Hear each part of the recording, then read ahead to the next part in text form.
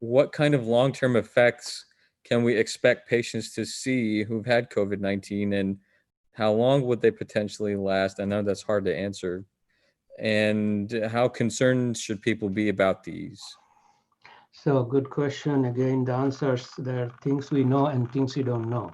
Long term, we don't have long term yet. So let's say we would not know the outcome after 1 year because we have not gone through 1 year of illness and recovery.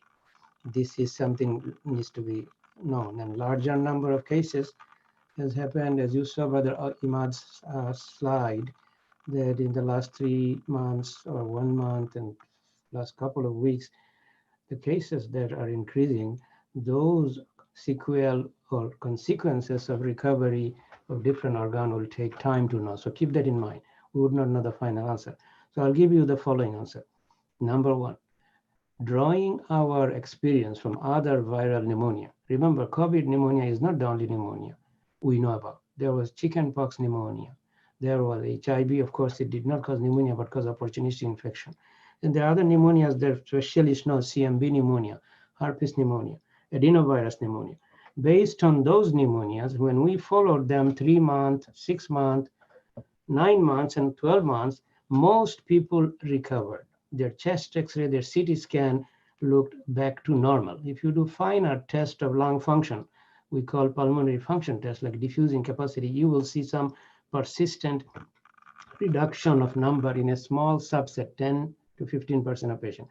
So the vast majority of viral pneumonia historically has recovered without any sequel in the lung.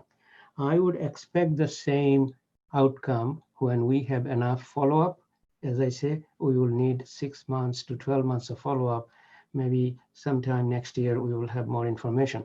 But I do not expect the lung dysfunction to be lasting. The next thing we know, the more severe the illness, I showed you mild illness and then critical illness, severe illness and critical illness. More severe the illness, whether the lung takes the hit or also the heart takes the hit or the kidney takes the hit or the brain takes the hit, longer is the recovery. We know that. People who have mild disease, 2 weeks later, they are back to normal. People who have acute severe disease, they may take 3 to 6 weeks. People who spend life support 3 to 12 weeks in ventilator, they will need 3 months, 6 months, 9 months, maybe 12 months, right?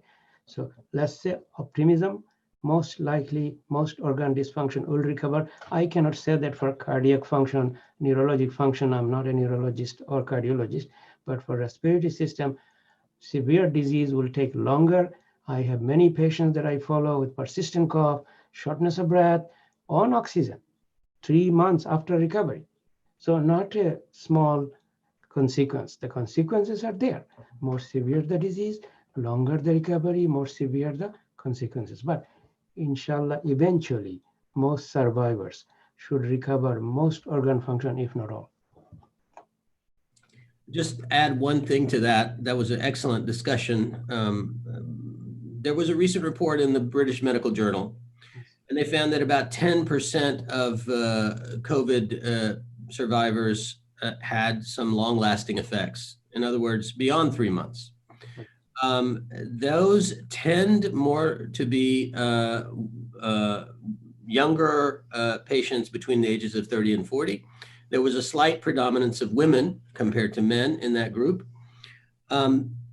We don't have the details about that, but these are effects that are generally somewhat mild, but can affect people, and some people are more affected than others. These can be things like difficulty concentrating, difficulty with some fatigue.